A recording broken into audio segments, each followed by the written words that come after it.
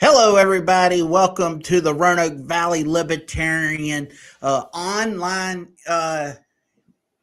interview with independent candidate running for in Virginia for U.S. Senate, Brandi Hall. She's going to speak about 5 minutes, gives a little update. Then, if you have any questions, please come online, ask her questions. And she'll answer them. But my friend, thank you for coming on, and the floor is yours. Good evening, and thank you for having me here tonight. My name is Brandi Hall. I am running a people-powered grassroots campaign. That means showing up, listening, and being honest about what's working and what isn't. These conversations matter no matter where we live or how we come together. I'm running for the United States Senate because too many people are doing everything right and still falling behind.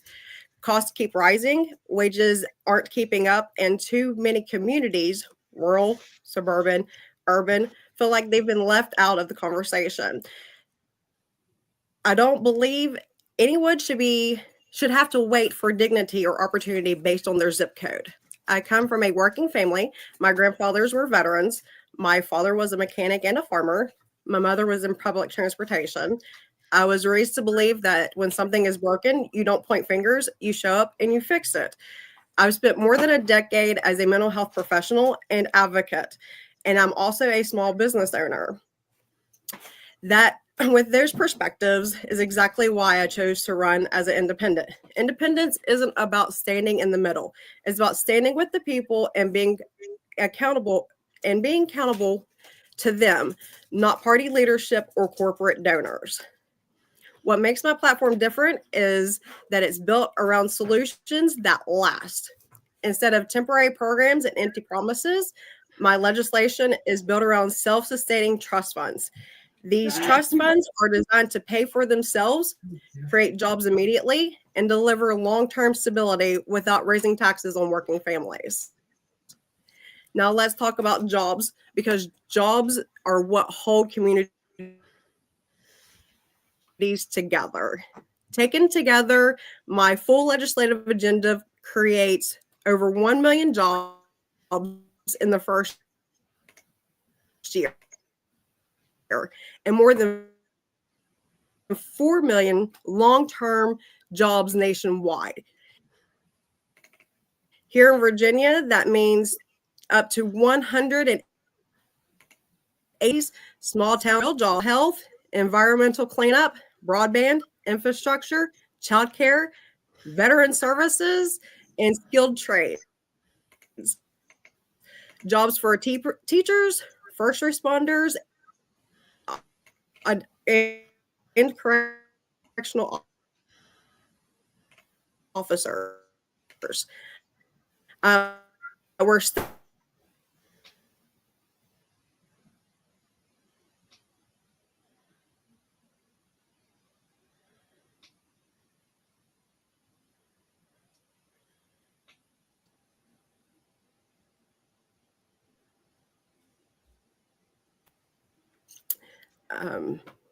this is the plan about lifting everyone, but Now creating jobs isn't enough.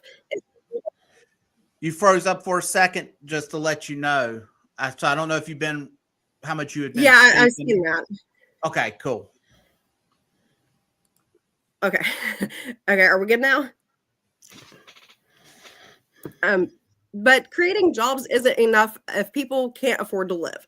That's why my platform includes a living wage adjusted regionally to reflect the cost of living differences. If companies benefit from public dollars, public contracts, or tax incentives, they should be paying fair wages and contributing fairly. As a business owner, I know we can do this while still protecting small businesses, the backbone of every community. I also want to talk about Social Security because this affects nearly every family. No one should work their whole life and retire into poverty. My Social Security Fairness and Retirement Security Act raises Social Security benefits above poverty level and keeps them there. It corrects long-standing inequalities that affect women and men, including caregiving years and physically demanding jobs. And just as important, it ends federal taxation of Social Security benefits. If you've already paid into Social Security, your retire working life, you shouldn't be taxed again just for getting by. Social Security is an earned benefit, not a taxable income. All of this is paid for responsibly by closing loopholes that allow the largest corporations and wealthiest earners to avoid paying their fair share without raising taxes on working families. At the end of the day, this campaign is about dignity, fairness, and accountability. It's about making sure government works for the people who pay into it, no matter where they live, what they do for a living, or who they are. I'm not running to be a career politician. I'm running to show up, do the work, and fix what game.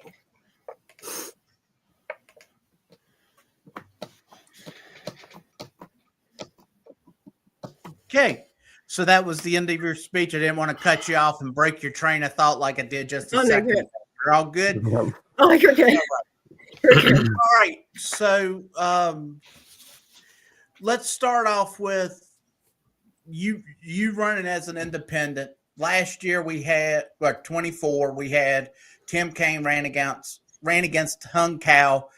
I believe Tim Kaine spent $19 million to get his seat that pays $200 and some thousand.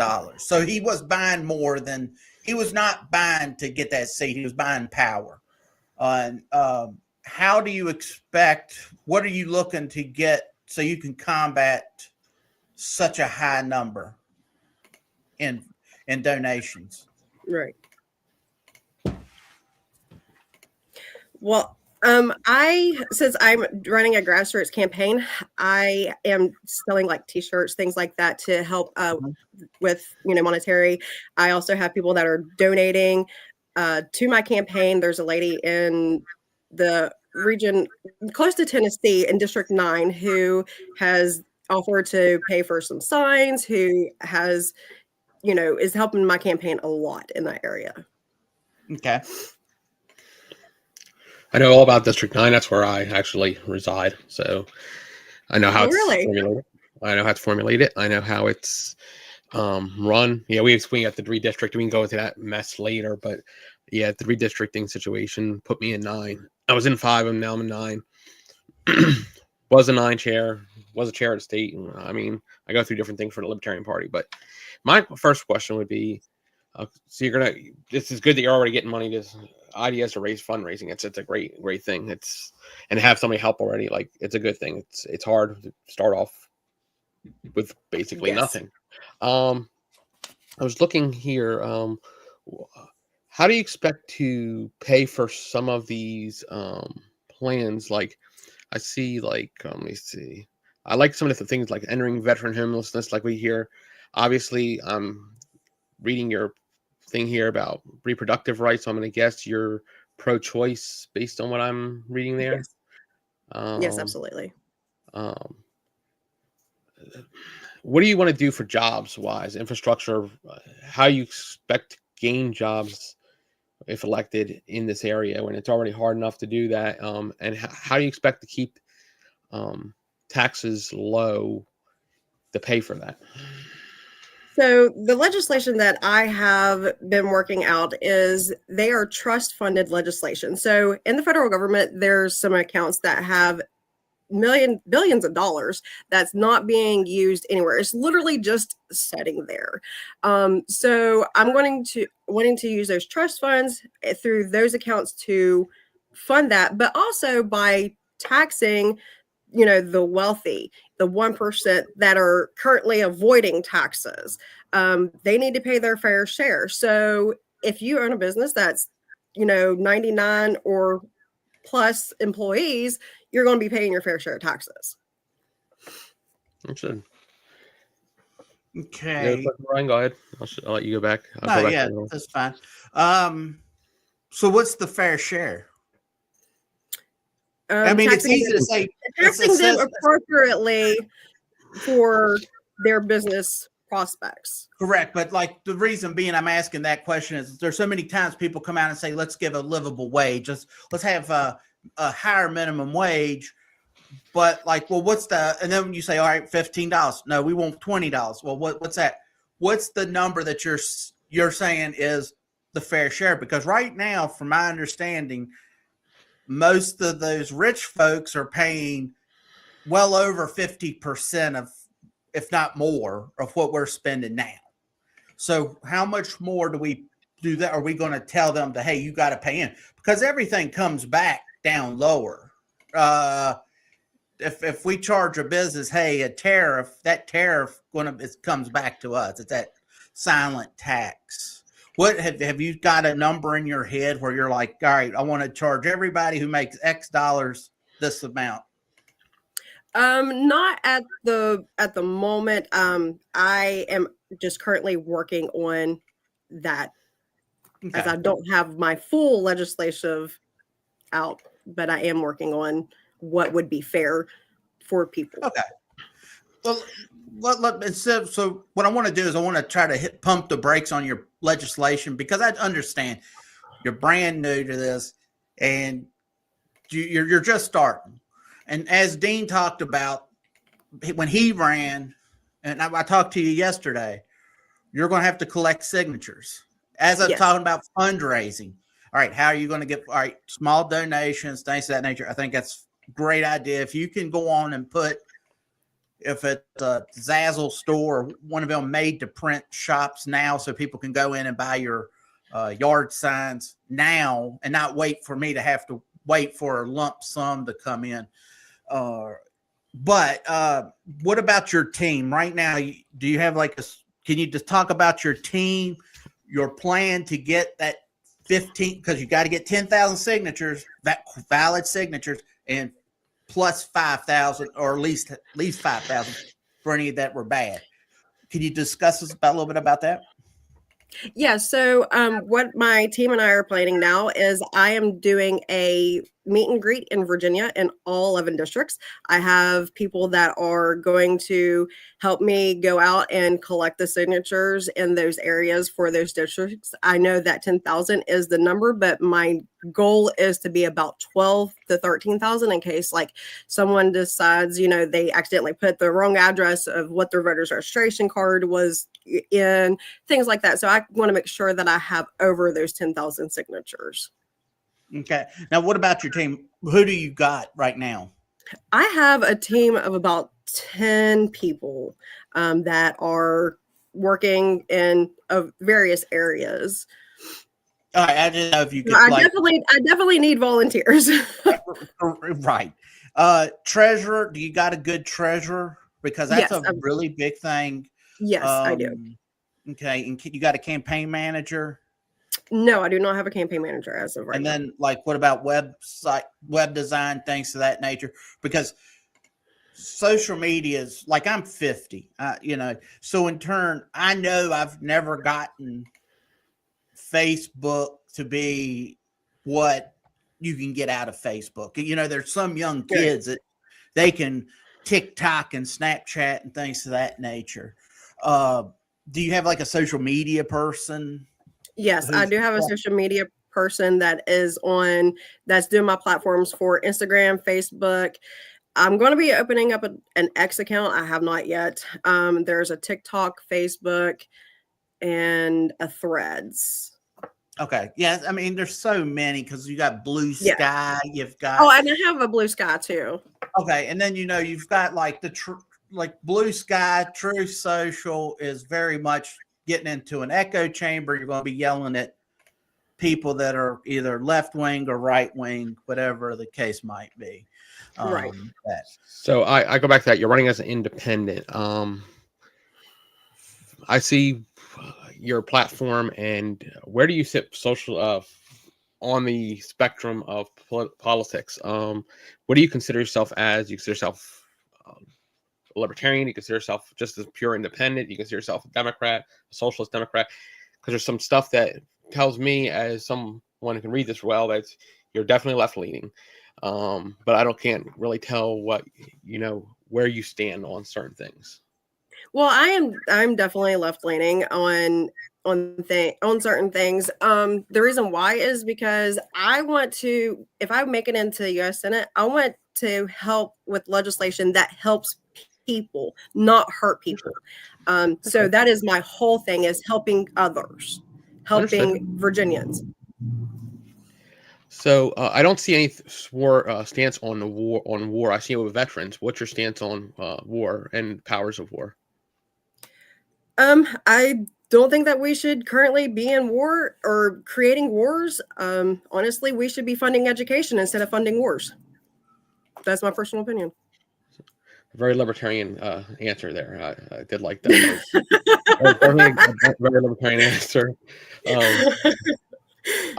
But like, how do you, this universal healthcare, I don't see how that works in any way without the taxpayer paying a lot of money into that. So how do you plan on keeping costs low for that to occur?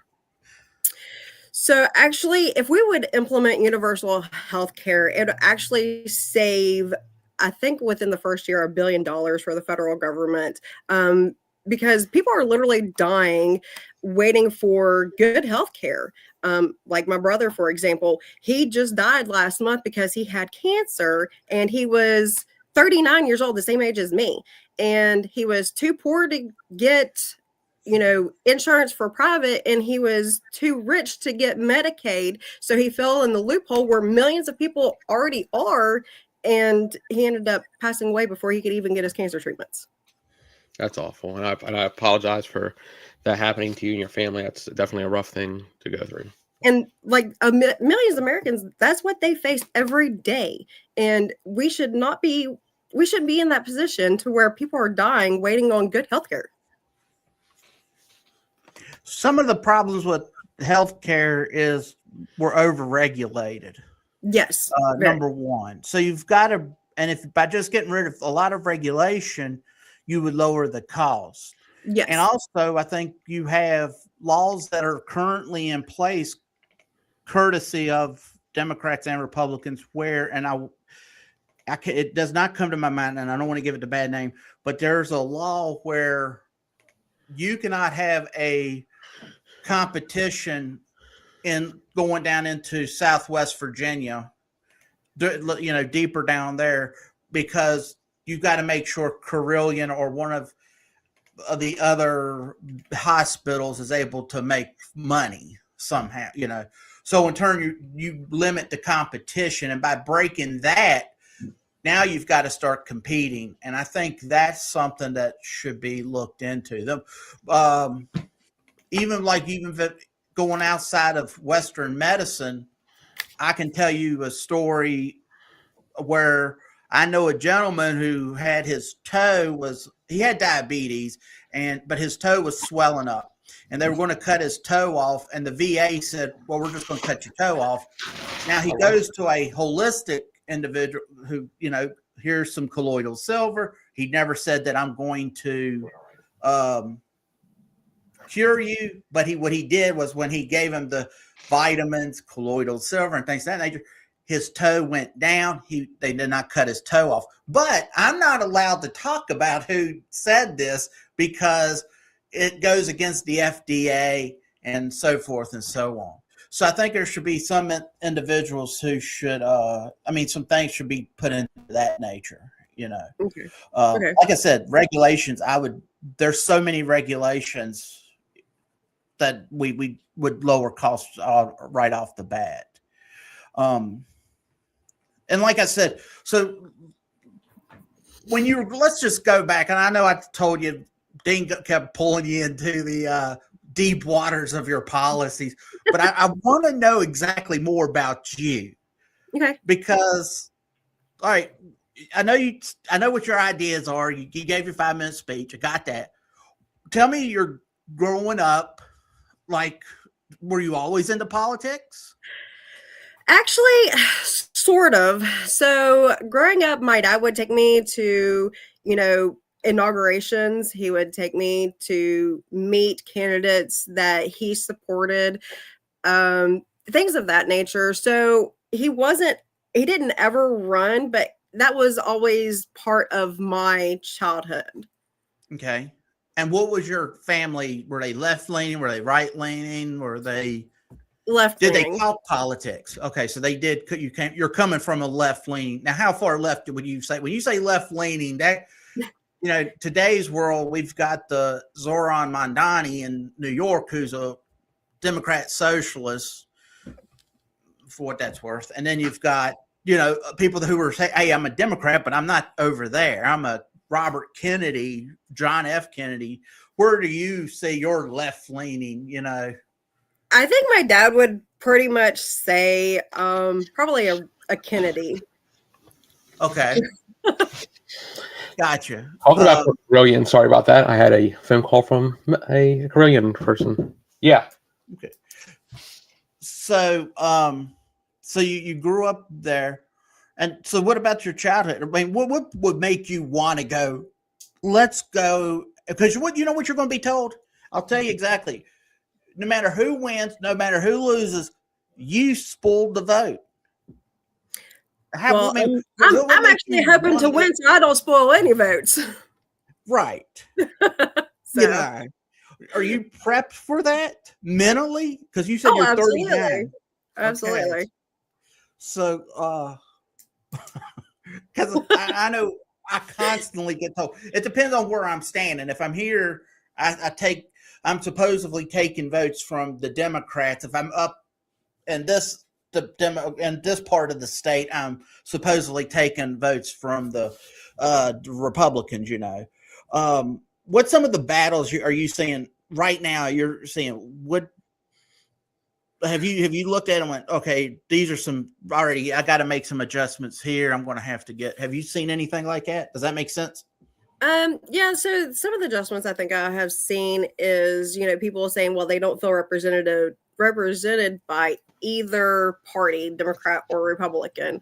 And that's actually why I decided to run as an independent, because I don't feel like you should it should be based on policy, what we're going to do to help people, not if you're a Republican, if you're an independent, if you're a Democrat.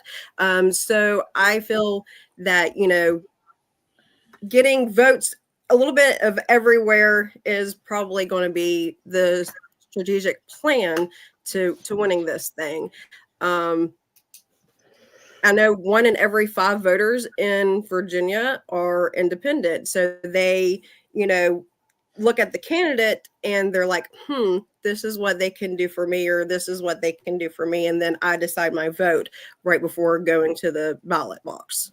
How do you stop them from pulling a left lever or right lever? Because that's a big problem you're going to have. You have to have a crap load of people, as it is, just to get people to understand, and literature, signs. I mean, what I'm hearing, I listened to the whole, even when I'd step away for a second, I was listening to the whole thing. I mean, it sounds good. You have to, but also tax policy. What is your tax policy?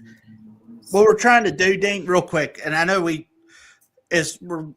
before we get it, I don't want to pull her into the shark infested waters yet. Well, I know everybody. we're trying to do. I want to learn about what her plans is to get to 20,000 signatures. Her plans to baseball slide in to cause a muck somewhere. Because, like I was saying, with her running this. Both sides are going to say she's ruining the election. This is too important of an election for us to have you in. We need you to vote for Mark Warner, or whoever the Republicans decide. How are you going to reach, since you're a left-leaning individual, how do you think you would be able to reach across to Republican voters to disenfranchise Republican voters? Because I know there's so many, as you've probably talked to, who are, I'm a Republican, but I'm not really a Republican. Oh, I'm a Democrat, but I'm not really a Democrat like that anymore. How are you going to reach across to the Republicans right now? How would you do that? A lot of the Republicans live in rural communities, from my understanding, based on, the map of Virginia. So making sure that the rural communities are taken care of, along with all the other communities, obviously. But rural communities feel like they have been left behind for so long. So making sure that implement policies that's going to help not only everybody, but, people that are in those communities as well. Yeah, because you come out to my neck of the woods or 9th district, you're going to be dealing with a lot of right-leaning people. Yes. Well, I guess maybe this is a good question on gun. What are your stance on gun rights? I don't see that either. Oh, I support the Second Amendment. Absolutely. This is where I like that. Yeah, but you come down here. I'm a country girl. I grew up on a farm. I know how to hunt. I know how to shoot a gun.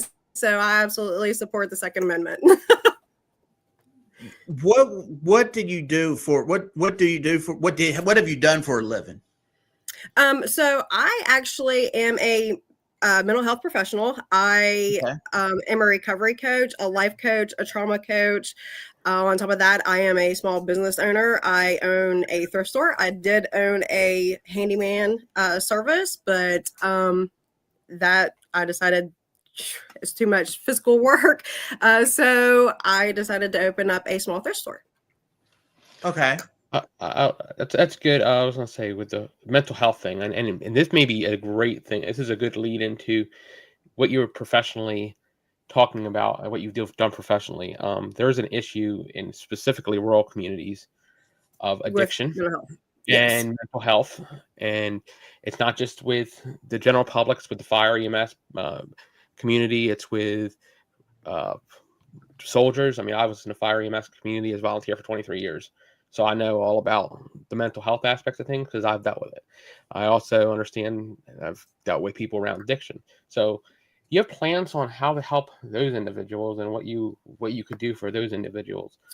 Yes, I absolutely do have a plan for mental health and addiction services. Well, all mental health services in general, because that is something that is absolutely overlooked. And I feel it should be absolutely one of the top things that we need to support and look for. Do you support, okay, so regulations, I know Brian talked about deregulation a little bit. And so one of the major sources of addiction issues stem from big corporate pharmaceutical companies who decide to give medications out and then cut them off on people. What would you want to do because you'll be in a federal position to these people, these pharmaceutical companies, if you're elected? Would you have legislation to try to go after these corrupt large pharmaceutical companies? Absolutely. Big Pharma needs to be held accountable. What is your so I don't want to pull you too far into if you don't have a policy yet, please, you can say you're still formulating, and that's fine and dandy. Drug policy, like, a lot of times with the Libertarian Party, and that I have an issue with. I've been a Libertarian since 2010.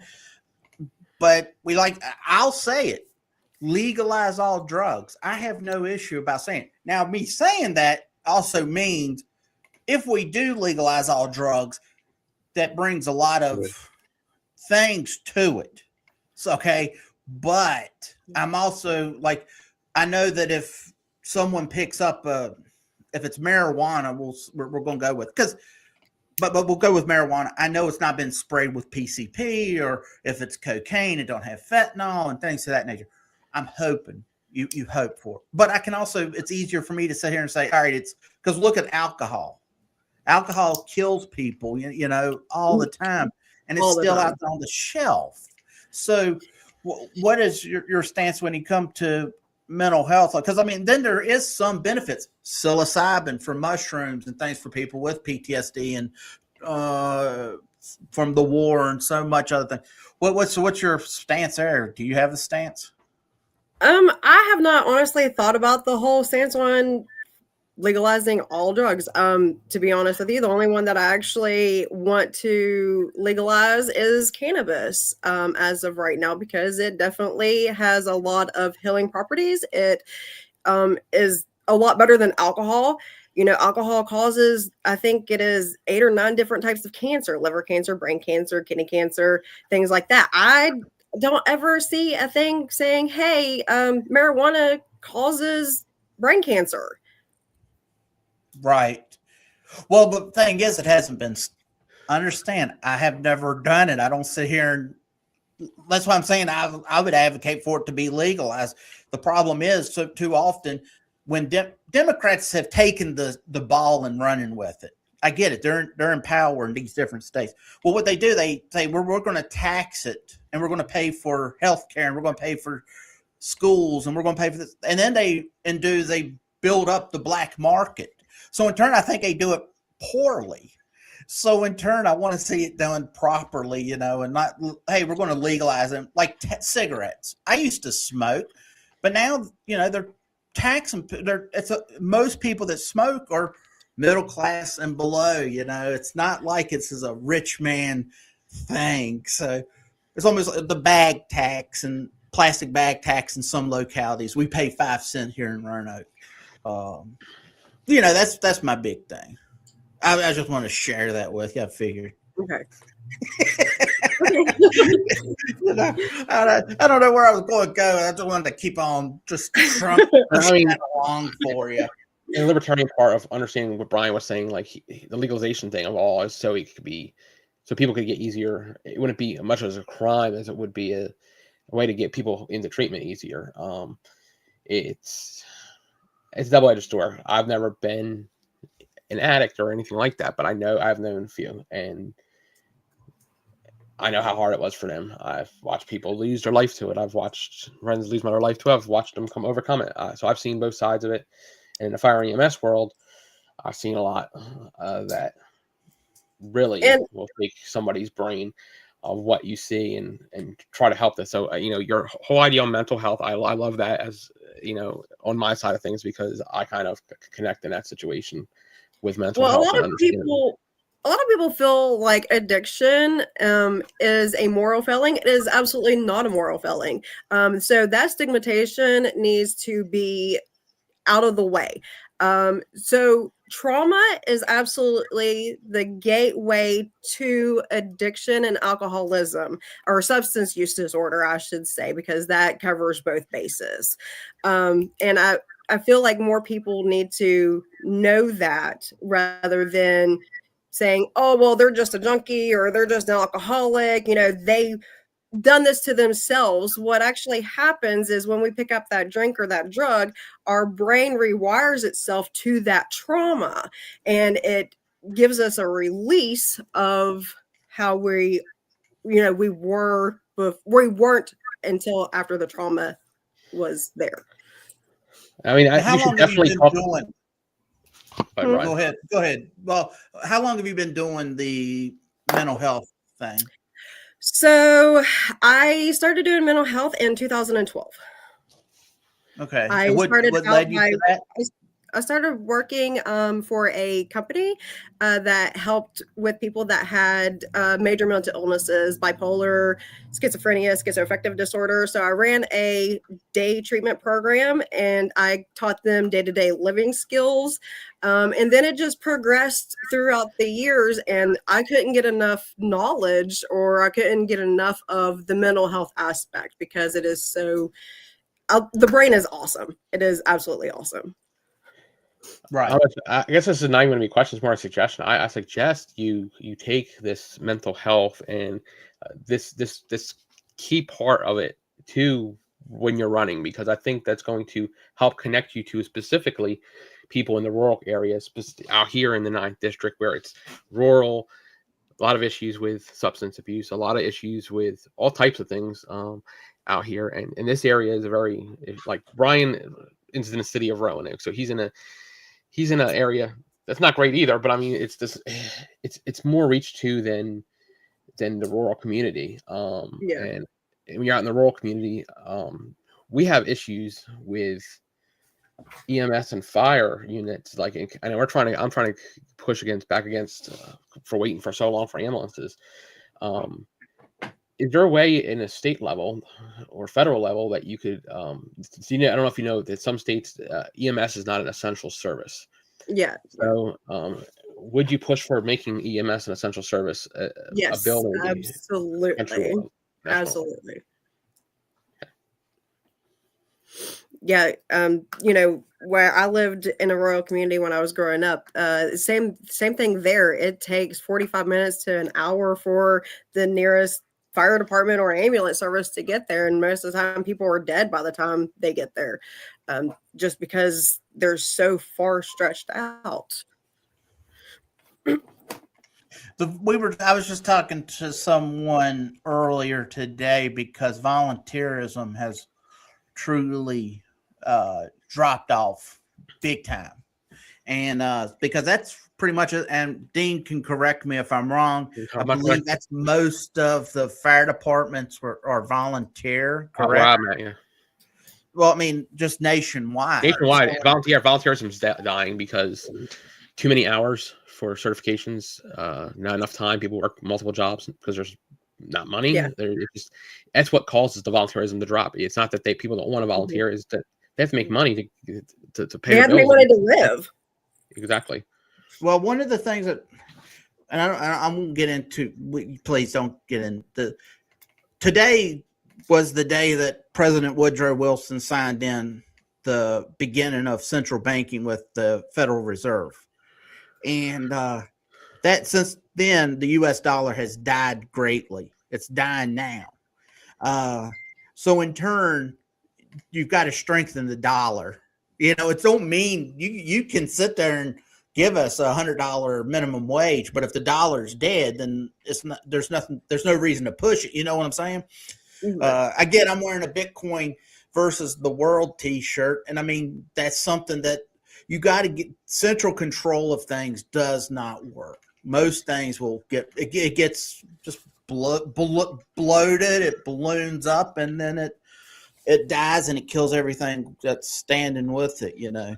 So in turn, that's something that you need to look into also is the Federal Reserve and at a minimum, Dr. Ron Paul, I would definitely tell you, look into Ron. If you've never read his books or Rand Paul, Thomas Massey is a terrific, I wish he was my representative, but he's over in Kentucky. I would definitely push for him to look at some of the things that he does. You got to be principled, hold your principles.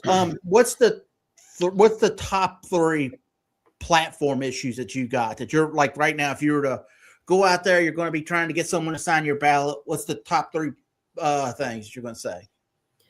One of them is going to be universal health care, the Social Security, absolutely, and also to let me see. So Social Security, universal health care, and veterans. Those are my top 3. Okay, them are 3 heavy subjects that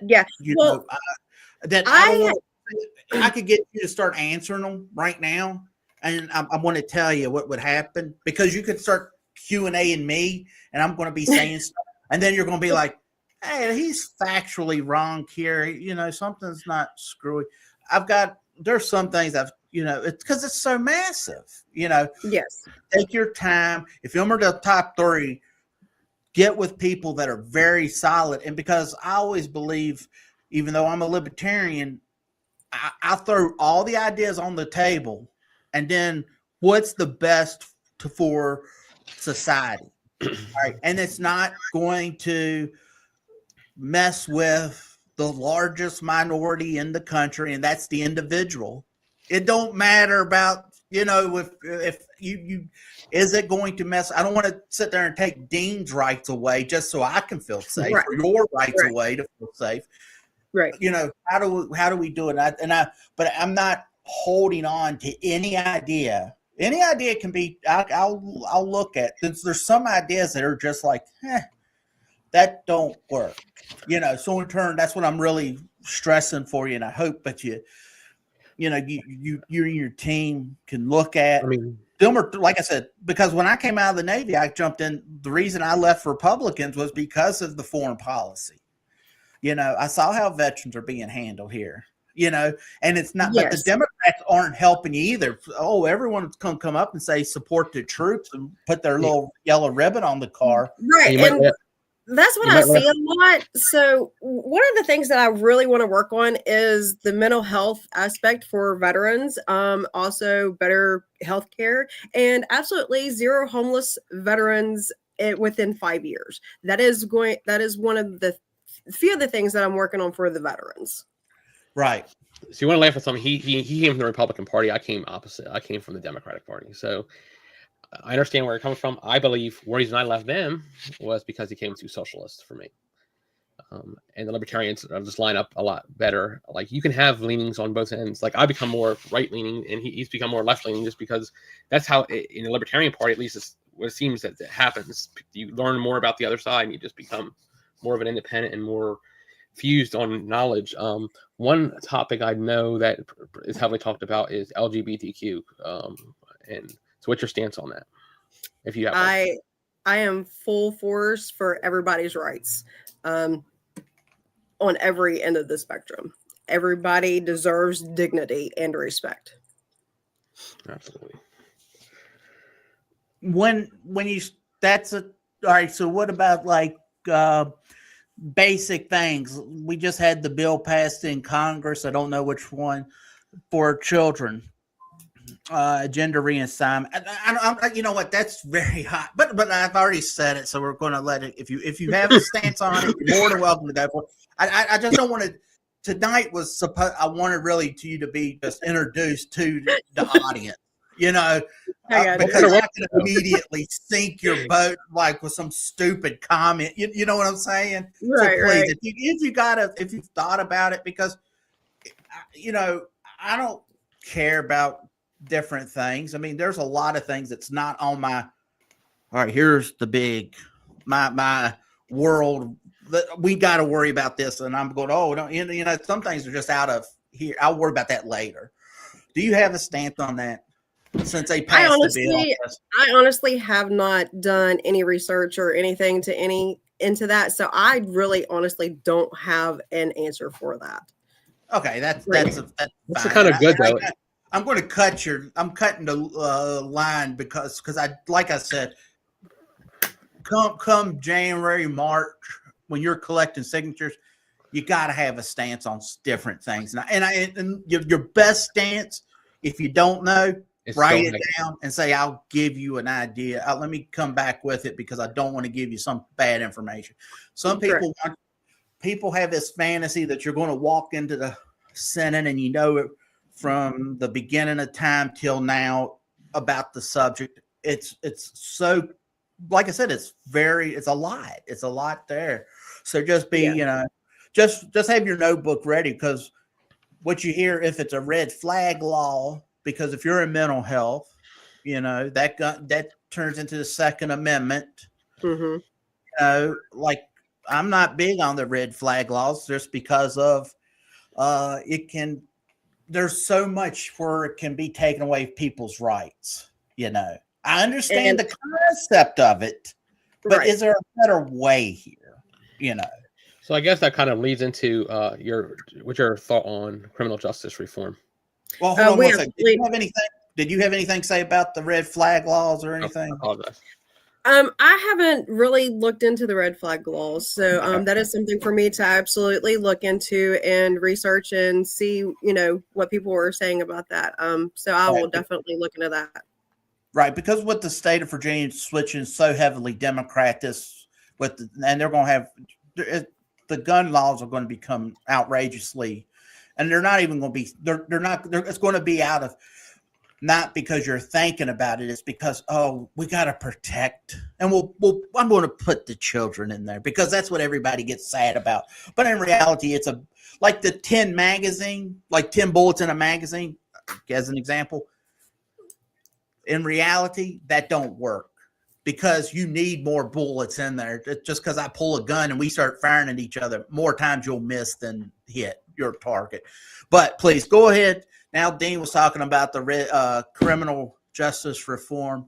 So we're going to bounce over into that now. So Dean, please, what was your question? Do you have stances on criminal justice reform, reforming nonviolent felons, things like that? And yes, absolutely. I stand firmly with criminal justice reform, and that is another thing that, I want to make sure, I implement, because, when we have more jails and prisons than what we do education, like technical centers and colleges, there's an issue somewhere that needs to be readjusted.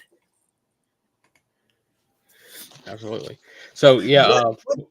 Go ahead, Dean. What Brian was saying about the red flag laws, yes, definitely. When you start campaigning specifically in heavier red areas, you're going to need to have answers for that, because that is a heavy question that was asked to me when and I ran. So just give me a heads up. And when I was talking to the lady in District 9, she said, she was talking about how, cancer and the pollution of the waterways and things like that. So I'm actually looking into, the waterways and the pollution and things like that, in all areas, obviously. But, her biggest concern was the children that are getting cancer, and she feels like it is being created from the corporation that is there, the plant that AP owns, or I'm not really for sure exactly the name of it. You don't want to go into AP, electrical highway robbery, they call it. And let me just say something. Even when it comes, I know I know I said something about Carillion and their thing. I'm never gonna throw eggs at the corporate. I get it; it's easy target to throw. AEP, definitely check in because if you're running as a candidate and you have ideas, they have individuals there that you can discuss like what your thought process is, so you can have a better hey, the evil corporation, they're raising the rates. Well, why are they raising the rates? Because me and you, all of us are sitting here and we don't really know. Maybe there's something. The data centers is what is absolutely fueling high cost on consumers. That is, that is what I have found out so far, is literally the data centers. Okay. Well, when it comes to the data centers, yes, there is a lot of issues, and then they use so much water, and it turns into the localities being told, hey, you've got to provide it for me, or whatever the case might be. Just before, but like I said, please definitely check into that stuff, because I want to see everybody when they run a good campaign. You know what I'm saying? And even if you don't call yourself libertarian, if I don't have anyone to vote for, I don't go out and vote. Right. Bottom line, I mean, I don't have this fantasy. Well, it's a lesser, I can't let that person win. That went, way of the dodo bird years ago. So, yeah, I definitely just want you to definitely look into AEP, and like I said, they do have individuals that will speak with you, because we had a candidate down here when they were talking about mining for uranium. He was over in Martinsville. He called over there, and the company was able to give him a lot of information about that. So then it gives you even a stronger stance one way or the other, So let's see. We're almost at the end of the year. Right now, how are you going to, what's the step? All right, you're going to go to each just CD, you said, and have like a town hall. It's not a town hall. What it is a meet and greet. So I want to go into all 11 districts of Virginia, and I want to talk to individuals, get their perspective on the issues that are facing their area, and just listen to what they have to say, and see what I can do on a federal level to help Virginia's communities. Where are you located? Are you on Virginia Beach side? No, I'm actually in the city of Franklin.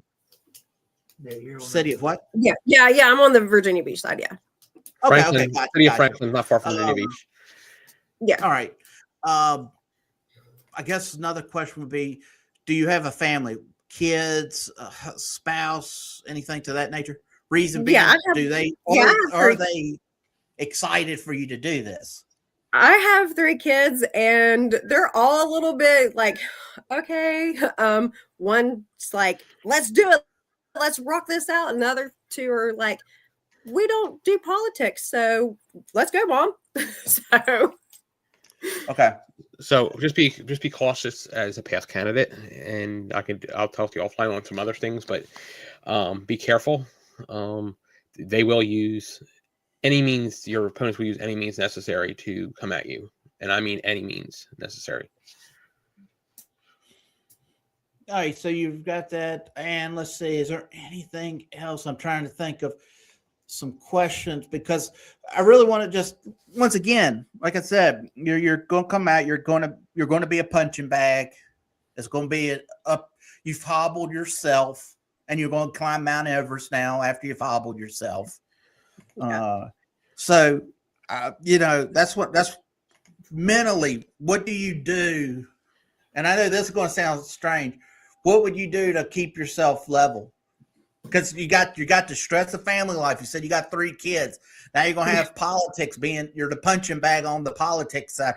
What are you going to do to maintain that zen, if you will? A lot of self-care and meditation. Okay. That's always, yes. Okay.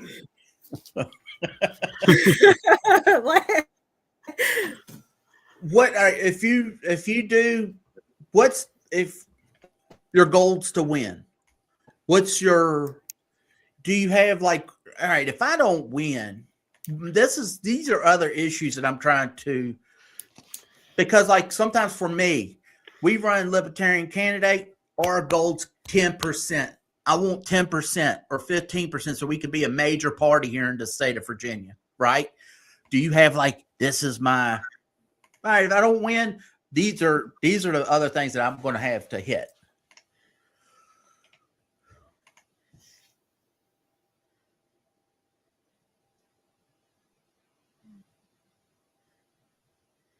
You're wrong.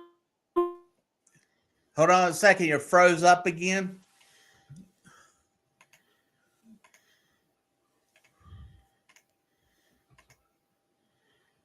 Let's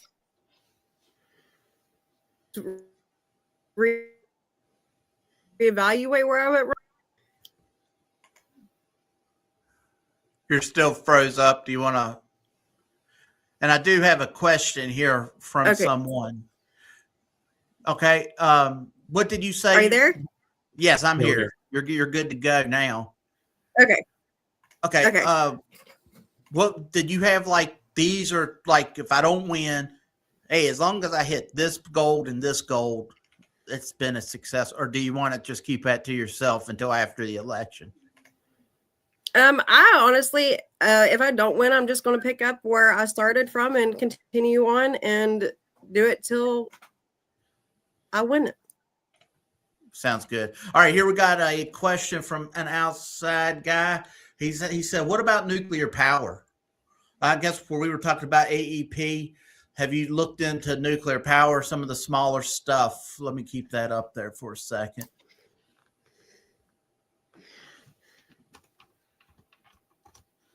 She may be froze up again.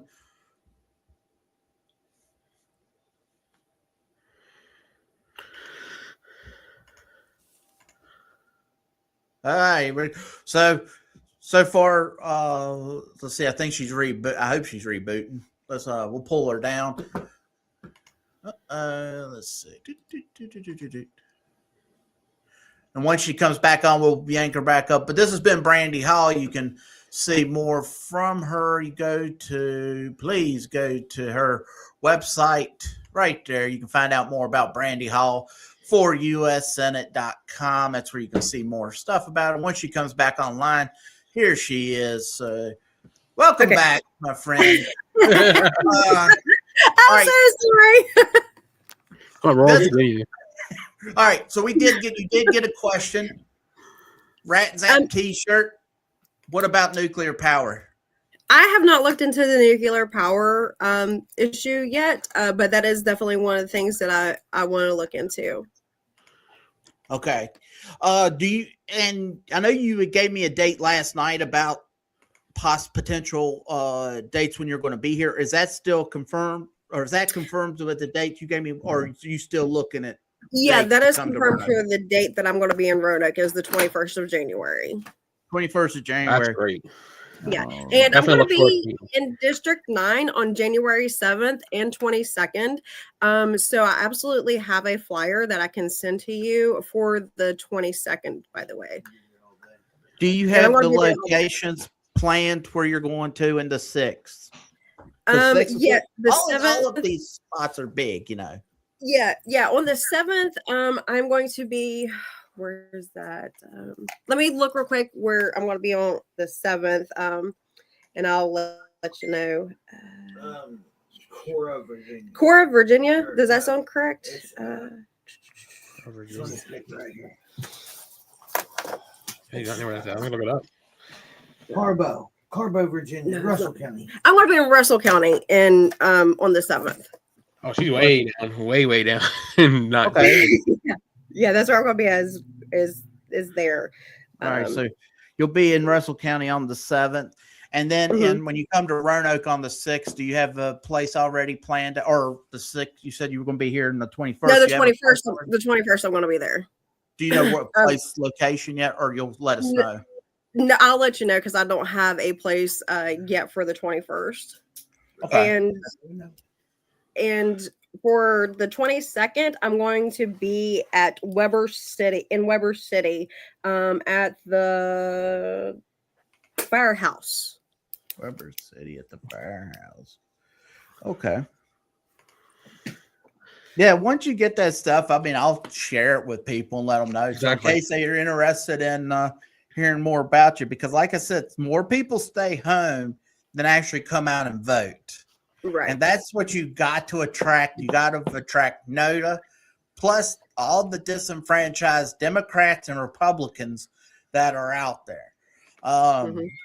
You know, so please look into that. And like I said, take your top 3 issues. That's just, and Rowan flies. You know, but I would just take your top 3 issues and definitely look into them, you know. So do you have any closing things that you would like to say to people? I would absolutely like to thank everybody that come here tonight to listen to me. Hopefully, you know, I have addressed some of the things that people are, wondering about me. I just appreciate everything. Okay, so once again, once we get the dates, we'll put them out so you can show as Brandi Hall tours Virginia, letting everyone know about her plans for the future, and you can sign the ballot by then. You should have your ballots ready to go, I hope, because 15,000 signatures or whatever you're shooting for, it's going to take a long time. And I wish you the best of luck. I'm glad you came on here tonight. Thank you. And once we go offline, I'll tell you, we could talk more in a minute, but thank you again for joining us, and everyone that joined us and stayed online. Thank you so much. And we will see you probably next week. If not, we'll see you the following week. Till next time, I'm Brian. That's Dean. That's Brandi Hall running for U.S. Senate as an independent. We'll see you later.